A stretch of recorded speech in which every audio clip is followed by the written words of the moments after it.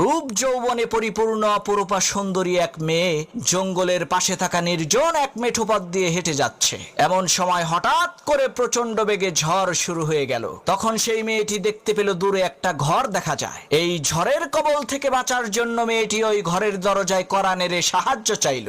একজন টকবগে যুবক ছেলে ঘরের ভেতর থেকে দরজা খুলে সেই সুন্দরী মেয়েটাকে আশ্রয় দিল। এদিকে দিন পেরিয়ে রাত হয়ে যাচ্ছে, কিন্তু ঝড় বৃষ্টি থামার কোনো নামগন্ধ নাই। এমন সময় মেয়েটি দেখতে পেল সেই যুবক ছেলেটি তার হাতের আঙ্গুল মোমবাতির আগুনে পুড়াচ্ছে।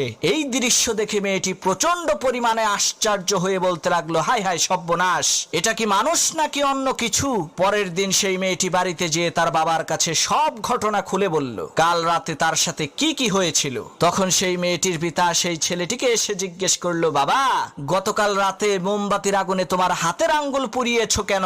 তখন সেই ছেলেটি বলতে লাগলো, চাচা, প্রচন্ড ঝড়ের রাতে আমার এই নির্জন ঘরের মধ্যে আপনার সুন্দরী মেয়েটাকে দেখে আমার মনের মধ্যে কুপ্রবৃত্তি চলে আসলো। তখন আমি আমার হাতকে মোমবাতির আগুনে পুড়িয়ে মনকে বোঝালাম, ওরে মন, এই দুনিয়ার সাধারণ আগুনই তো তুমি সহ্য করতে পারো না, তাহলে জাহান্নামের ওই কঠিন আগুন তুমি কিভাবে সহ্য করবা? ছেলেটির এই সততা দেখে লোকটি বলল, বাবা, একটা রাত তুমি ধৈর্য ধারণ করেছো, তার বিনিময়ে আল্লাহ রাব্বুল আলামিন সারা জীবনের জন্য আমার এই সুন্দরী মেয়েটাকে তোমার করে দিল।